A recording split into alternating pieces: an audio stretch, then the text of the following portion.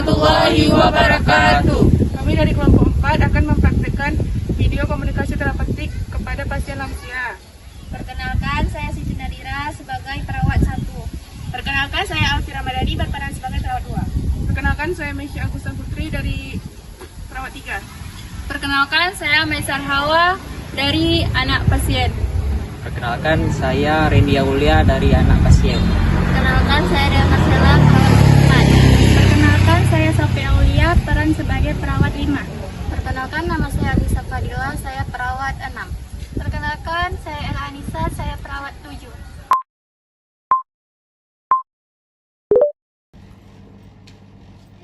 Sebelum memulai pemeriksaan pada pasien lansia hari ini, mari kita pastikan kondisi setiap pasien.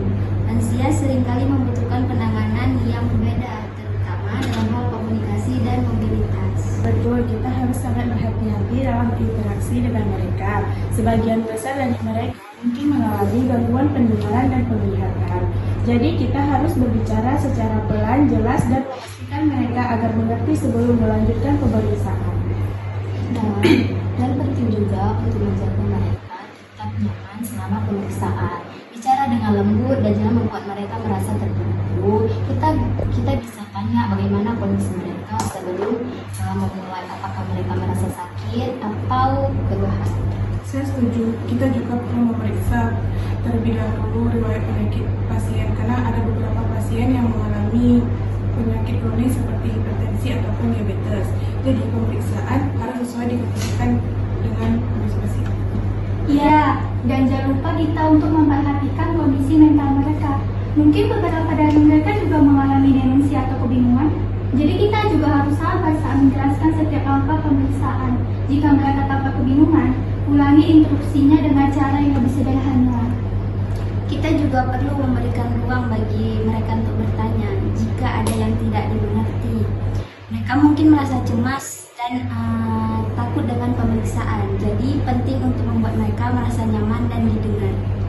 Kita juga perlu memastikan lingkungan agar terasa aman dan nyaman bagi pasien. Pastikan kursi dan tempat tidur sudah disiapkan dengan baik, dan alat-alat medis yang kita butuhkan siap digunakan. Kalau begitu, saya akan menyiapkan semua alat pemeriksaan terlebih dahulu. Kita harus siap memberikan penjelasan terkait pemeriksaan kepada mereka dengan cara yang mudah dipahami. Oke, dan kita tetap harus waspada terhadap tanda-tanda ketidaknyamanan selama pemeriksaan. Jika pasien merasa kesakitan atau tidak nyaman, kita harus segera menyesuaikan proses pemeriksaan. Siap-siap. Fokus kita adalah membuat mereka merasa nyaman, aman, dan juga didukung. Pastikan juga untuk selalu menanyakan kondisi terkini mereka sebelum melanjutkan ke tahap pemeriksaan lebih lanjut. Baik, mari kita mulai dengan tenang dan pastikan komunikasi kita selalu jelas dan penuh dengan rasa empati.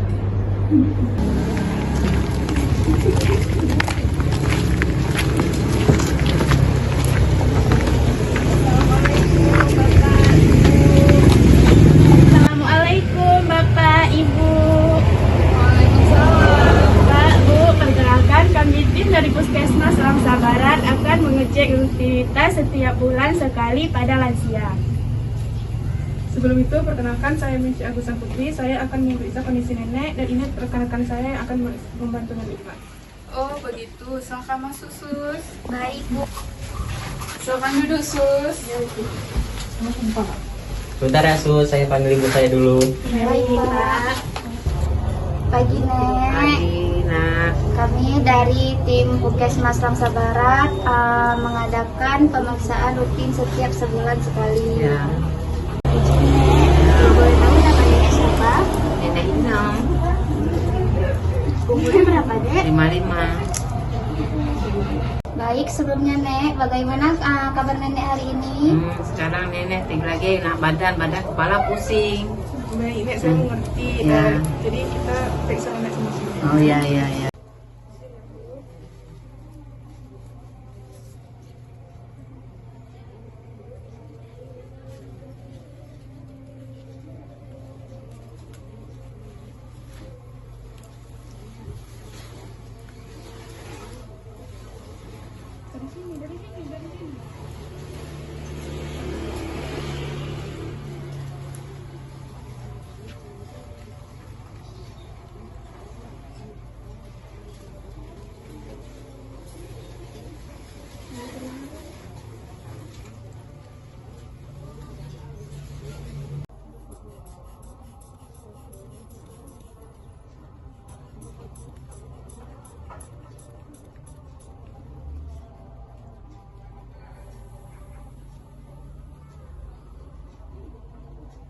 Oke Bu, tensi Ibu hari ini agak tinggi ya. Ya, ya.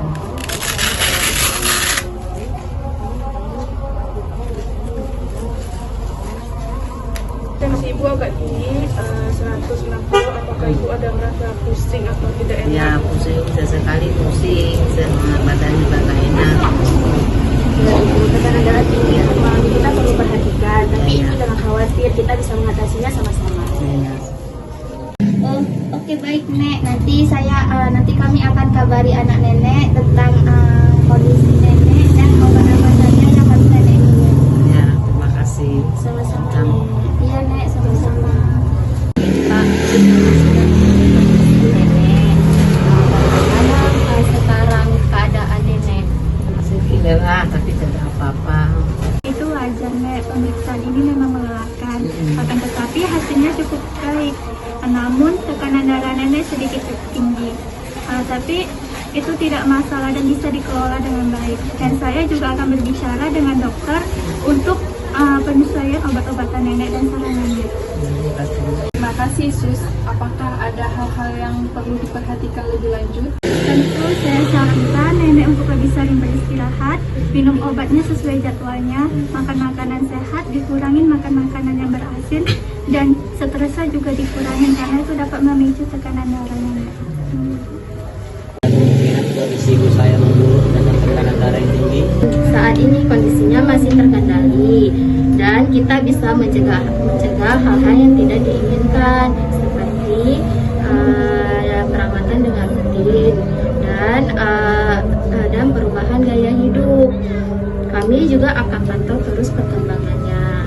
Jadi ibu jangan khawatir kalau seandainya terjadi apa-apa, hubungi kami aja.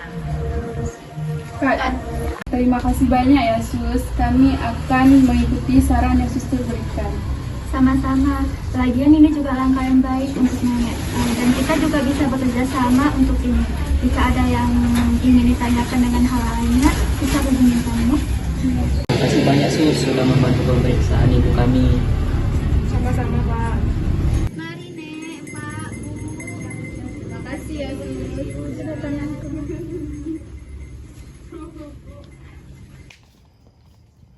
pemeriksaan ternyata tensi dari ini tekanan darahnya cukup tinggi. Sepertinya kita harus memperhatikan lebih, terutama karena usianya sudah lanjut. Tensi tinggi seperti itu bisa berisiko apalagi dengan riwayat hipertensinya. Saya juga perhatikan nenek Ina mengeluh sering merasa pusing belakangan ini. Jadi kita harus memantau lebih ketat. Saat pemeriksaan berikutnya, sepertinya kita perlu berfokus pada edukasi tentang pola hidup yang sehat dan pentingnya menjaga pola makan. Setuju, untuk kunjungan berikutnya, kita harus lebih memperhatikan kesejahteraan keseluruhan nenek Inem, tidak hanya tensi darahnya. Mungkin kita bisa cek berat badannya juga, karena itu bisa mempengaruhi hipertensinya. Baik, selain pemeriksaan fisik, kita bisa tanyakan apakah ada keluhan tambahan. Misalnya, nyeri di dada atau sesak napas. Hal-hal ini bisa jadi tanda kalau hipertensinya mempengaruhi jantung atau ginjal. Jadi, untuk mempersiapkan pemeriksaan berikut ini, mari kita pastikan bahwa ruangan sudah tenang, nyaman untuk nenek Ina. Serta pastikan tidak ada faktor stres yang bisa membuat tekanan darahnya naik. Baik, saya akan menyiapkan materi edukasi yang sederhana tentang hipertensi untuk dibagikan. Kita harus benar-benar pastikan bahwa dia dan keluarganya memahami pentingnya perawatan dan pencegahan. Setuju, kita juga pastikan nenek Inem tidak terlalu lama setelah menunggu kunjungan berikutnya agar dia tidak merasa lelah atau stres yang dapat memperparah tensi. Oke, jadi rencana kita jelas. Pemeriksaan berikut akan lebih fokus pada edukasi, pemantauan tekanan, dan melihat apakah dampak pada organ lainnya.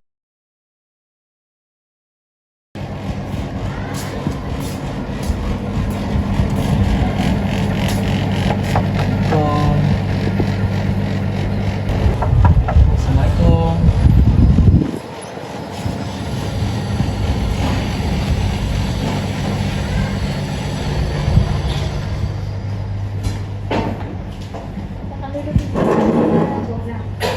Selamat siang tanya Sus. Iya Kak, ada apa? Belakangan ini ibu saya kesulitan minum obat. Setiap kali saya coba, dia susah menelannya Sus.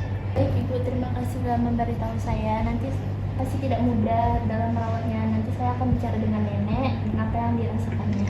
Baik Sus. Sus. Baik Pak Bu, besok saya dan rekan saya akan berkonsultasi ke rumah nenek ya Ibu. Baik Sus. Sus, terima kasih atas pemberitahuannya. Sama-sama Pak Bu. Saya permisi ya Sus. Mari Sus. Ya.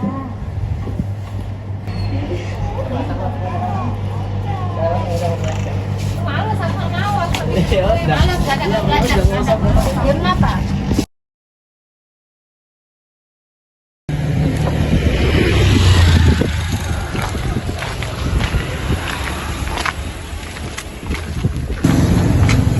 Assalamualaikum. Silakan masuk.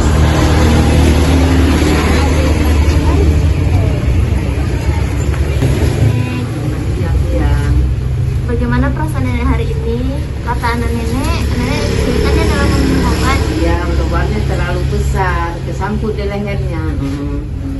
Saya paham Nek, itu sangat tidak nyaman. Apakah Nenek selalu merasakan kesulitan saat menelan obat atau pada hanya obat tertentu? Iya, yang obat yang besar-besar itu yang selalu takut nenek tersedak nanti waktu minumnya. Oke Nek, nanti kita akan mencari solusi, entah itu obatnya dihancurkan ataupun berbentuk cair. Bagaimana kalau kita mencari salah satu solusinya? Ya, lebih bagus kalau seandainya bisa kasih nenek obat cair aja. Kami sudah bicara dengan Nenek, dan Nenek kesulitan saat meminum obat yang lebih besar. Dan kami juga sudah bicara dengan dokter untuk menggantikan obat dengan bentuk cair. Apakah metode ini bisa membantu? Ya, terima kasih Sus sudah mau membantu ibu kami. Sama kami tahu ini tidak mudah, tapi kami akan selalu memantau kondisi nenek dan jika ada sesuatu bisa hubungi kami lagi. Baik Sus, terima kasih. Sama-sama, terima kasih. Kami pamit dulu Nek. Iya, terima kasih. Pamit ya Nek. Iya.